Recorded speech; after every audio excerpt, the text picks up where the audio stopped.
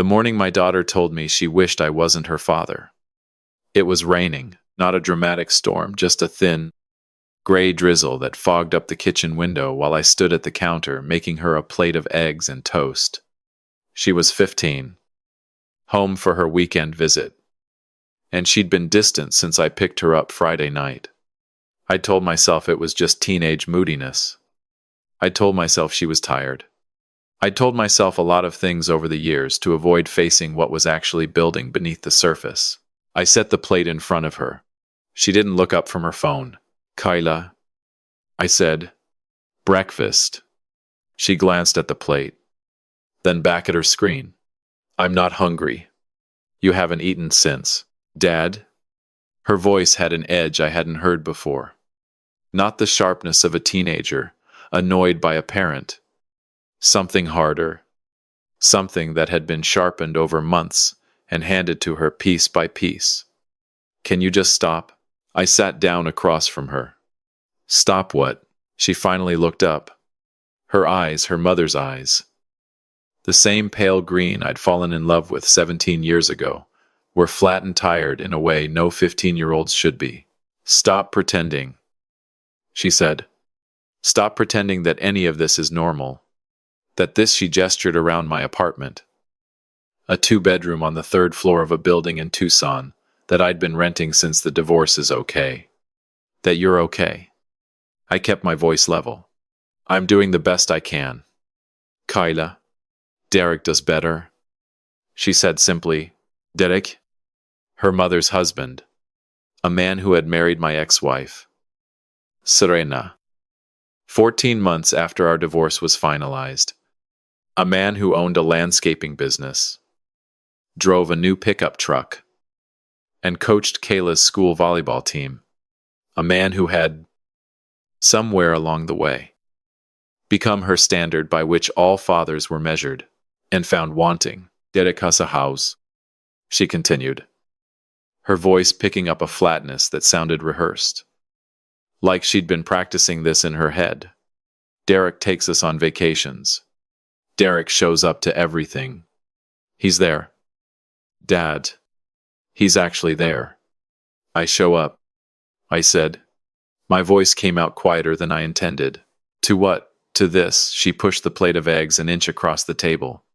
"You work at a hardware store. Dad. You live in an apartment where I have to sleep on a pull-out couch. Derek is building a pool in the backyard. He's thinking about buying a boat."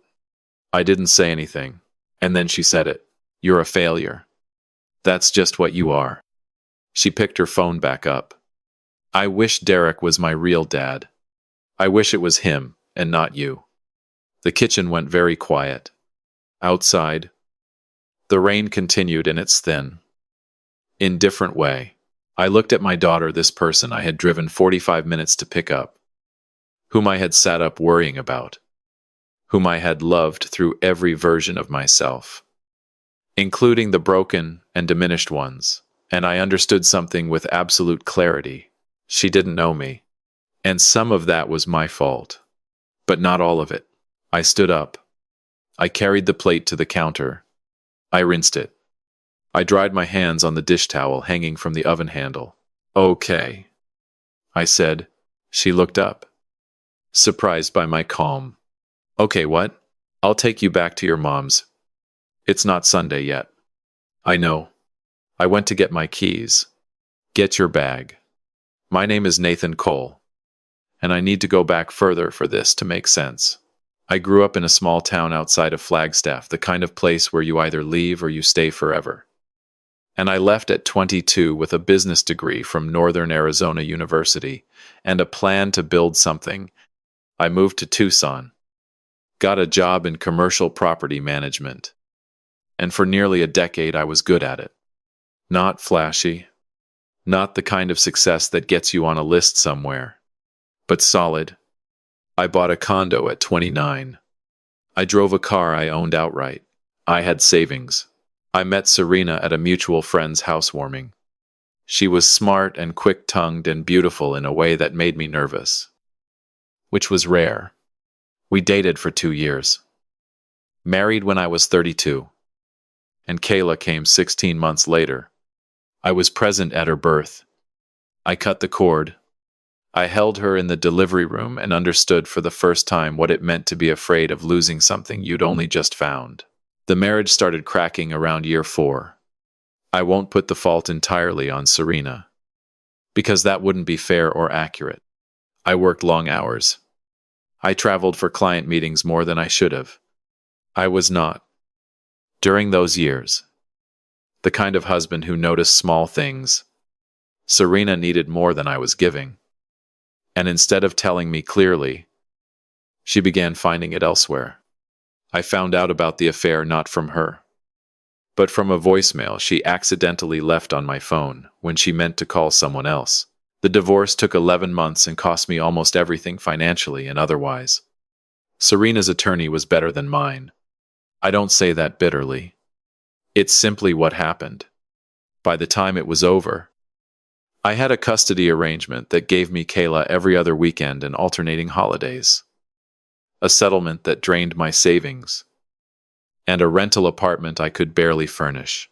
Then, 8 months into the divorce, my employer downsized. My position, regional property manager, a role I'd held for 6 years, was eliminated in a restructuring. I was 38 years old, newly divorced, and suddenly unemployed. I spent 4 months looking for equivalent work. The market in Tucson had shifted. I had interviews. I had near offers that fell through. I had a period of 3 weeks in which I didn't tell anyone how frightened I was. Not my parents. Not my friends.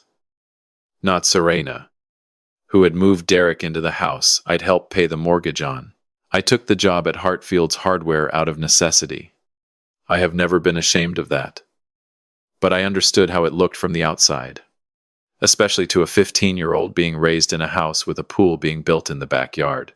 I drove Kayla back to Serena's in silence. She stared out the passenger window the entire 38 minutes. When I pulled into the driveway, she got out before the car fully stopped and walked toward the front door without looking back. Serena appeared in the doorway. She'd clearly been expecting Kayla tomorrow. She looked at me across the driveway with a question on her face. I kept my expression neutral. She wanted to come home early. I said through the open window, "She's all yours." I drove back to my apartment. I sat in the parking lot for a while, engine off, listening to the rain on the roof. Then I made a decision. I did not call Serena to complain. I did not try to get Kayla on the phone to work it out. I did not post anything on social media or call my mother to cry about it, though she would have listened. What I did was this: I let it be what it was. Kayla had made her position clear. She saw me as a failure. She preferred Derek. She wished, out loud, that her biological father were someone else.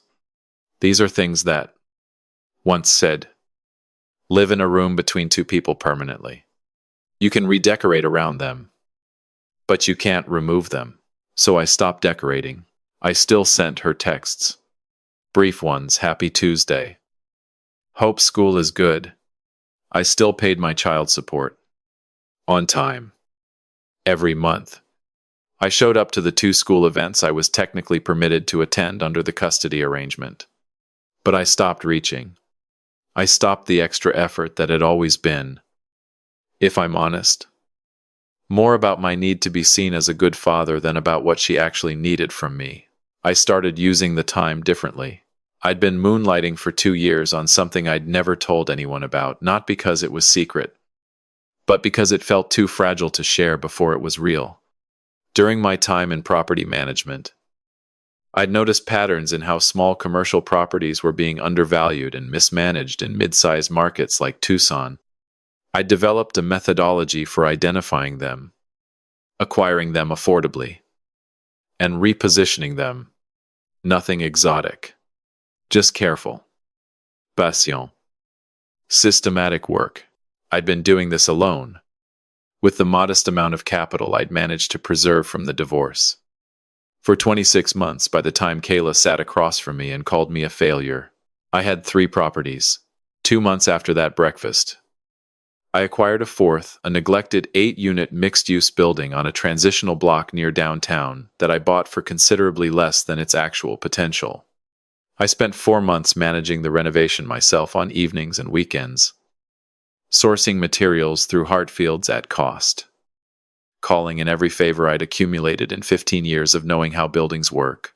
By the time I was done, I had a fully leased building generating a net monthly income that exceeded what I'd made in my best year of property management.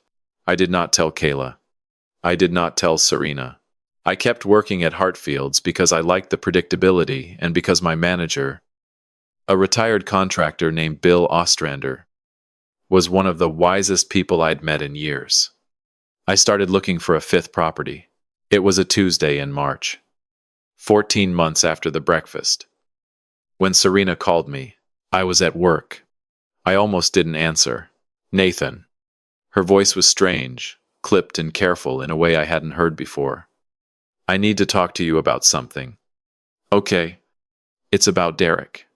Pause. He's been arrested. I sat down on the stool behind the register counter. For what? Fraud. Another pause longer this time. Business fraud. He had 2 sets of books for the landscaping company. He's been doing it for at least 6 years. The IRS is involved. His business partner's family is suing. Her voice cracked slightly, then steadied. They're freezing our accounts. The house the mortgage is behind because Derek was pulling cash out of the business account instead of actually paying it. I didn't know.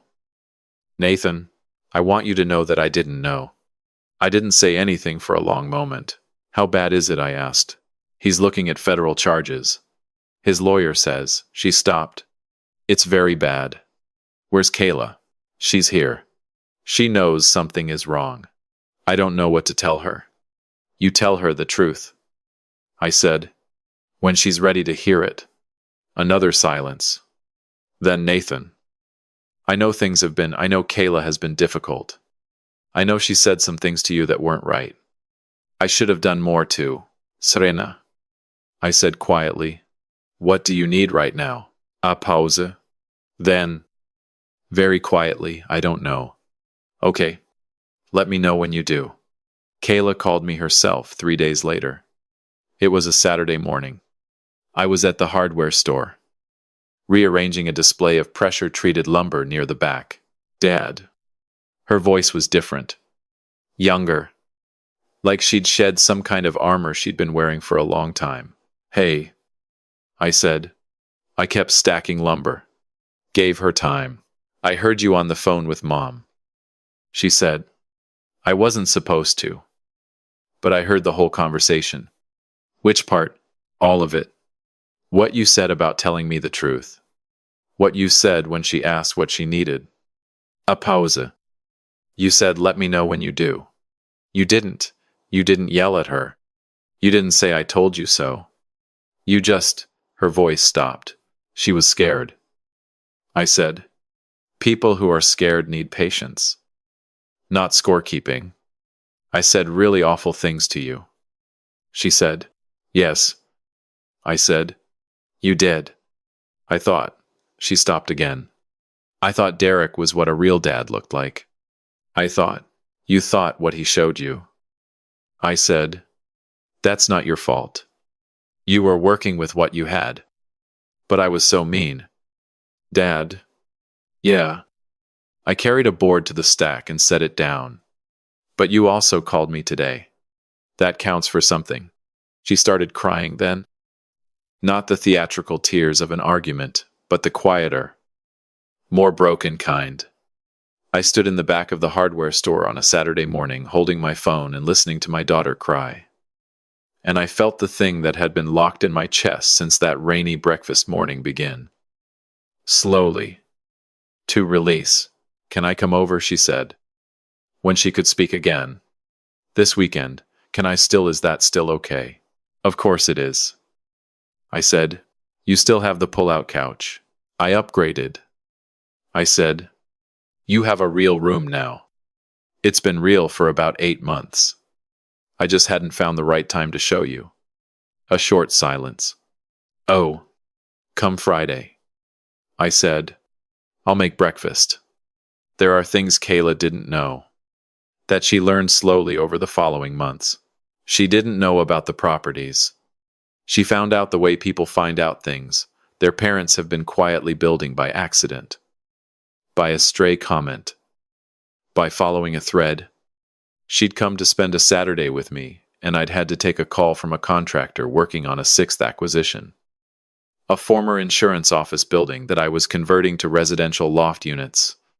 She'd sat across the kitchen table from me, a different kitchen table, in a two-story house I'd bought 9 months before, in a neighborhood I'd chosen carefully for its trajectory, and listened to me discuss timelines and budgets in a language she hadn't known. I spoke. When I hung up, she looked at me for a long time. "How long has this been going on?" she asked. "Which part?" "All of it." I thought about it. "I started the first acquisition about 2 months after your mother, and I separated." I said, "I'd been planning it longer. I just needed the separation to force me to stop waiting." "You were building this the whole time," she said. "While you were at the hardware store. The hardware store isn't a consolation prize." I said, "I learned things there I couldn't have learned anywhere else." Bill Ostrander alone was worth 3 years of any MBA program. And the materials access didn't hurt. She shook her head slowly. "Why didn't you tell anyone?" "Because I was afraid of what it would mean if I failed at this too." I said, "And because I'd learned that the people who talk about what they're building are often the ones who never finish it." Kayla was quiet for a moment. "Then, the night I said those things to you, the failure thing, the Derek thing." She looked at the table. "You already had 2 properties." "3. I said, "It would have been easy to tell you that morning and make it about that. About proving something. But that would have made it about me and not about you, and what you were saying was about you. Kayla. You were saying you felt destabilized. You were saying you were scared. You were saying it in the worst possible way. But that's what was underneath it. I was also just being awful." She said, "Yes. You were also just being awful." She laughed, a short, startled sound. "Then I'm sorry." "Dad." "I know," I said. Derek pleaded guilty to 4 counts of federal wire fraud the following October. He was sentenced to 38 months in a federal correctional facility and ordered to pay restitution to the 17 contractors and clients. His scheme had defrauded over 6 years. The landscaping business was dissolved. The house was sold in a short sale. Serena moved into a rental apartment, a 2-bedroom in a complex near Kayla's school. I was told all of this not with any sense of victory, but with a kind of exhausted, muted grief. Not for Derek, he had made choices and faced consequences, as we all eventually do. But for Kayla, who had to watch the scaffolding of one version of her world come down in pieces. For Serena, who had trusted someone and been betrayed in ways that would take years to unspool. For all the ordinary sadness of it, I did not help Serena financially. She did not ask. And I would not have done so without being asked. Because that is not how we had structured our relationship in the years since the divorce. But I helped Kayla. I furnished her room at Serena's with things she needed.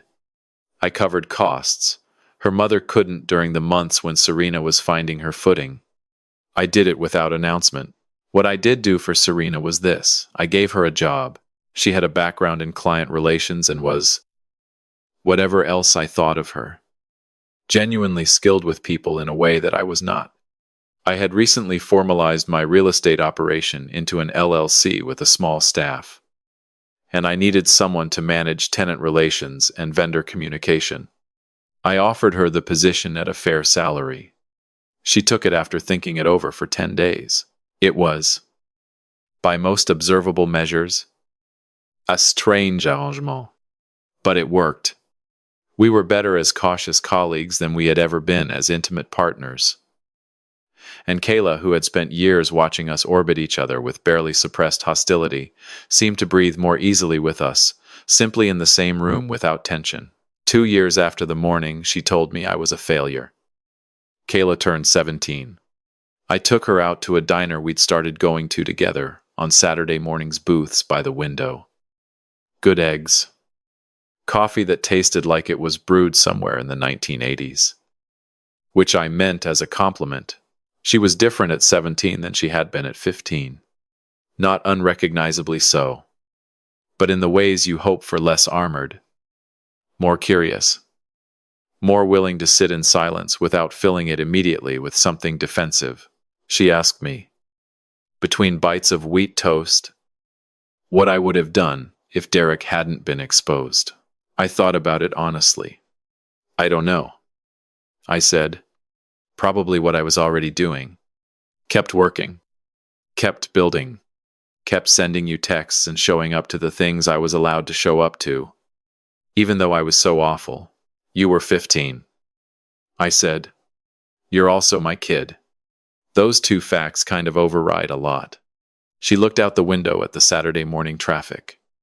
Do you ever wish you had said something that morning, like showed me what you were building? Or told me to wait? That things would be different? No. I said immediately. Why not? Because you needed to find out on your own terms.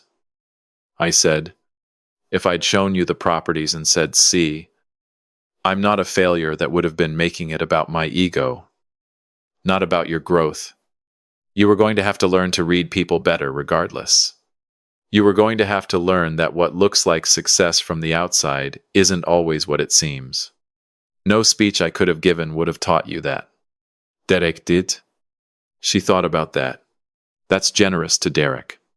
Derek is a complicated cautionary tale. I said, I can acknowledge what he accidentally taught you without forgiving what he did. Fair. We ate in comfortable quiet for a while. Outside, the sky was the particular bright blue that Tucson does better than almost anywhere, wide and clean and unhurried. Dad, she said finally. Yeah, I'm glad you're my real dad. I looked at her. She was watching me with those pale green eyes that were entirely her own. Whatever they'd inherited. Me too. I said, me too. Kid. The coffee was terrible, and the eggs were perfect, and outside the sky went on forever. And it was, in its quiet and ordinary way. Exactly enough. I want to be clear about something. For anyone who has read this far looking for triumph or vindication, I did not build what I built to prove my daughter wrong. I did not succeed in order to make Serena regret anything. I am not telling this story to position Derek's downfall as cosmic justice, because I don't believe the universe operates on the currency of deserving. What I believe is this: there are seasons in a life when the only honest option is to put your head down and build. Quietly. Without audience. Without applause. And trust that the work will eventually say what you cannot. My daughter called me a failure on a rainy Saturday morning. And instead of defending myself, I drove her home and went back to my life. That is not a story about patience as strategy. It is a story about knowing that some arguments are not worth having, not because you have nothing to say, but because silence and action say it better. She knows who I am now. Not because I told her, because she watched. And that, in the end, is the only proof that ever mattered.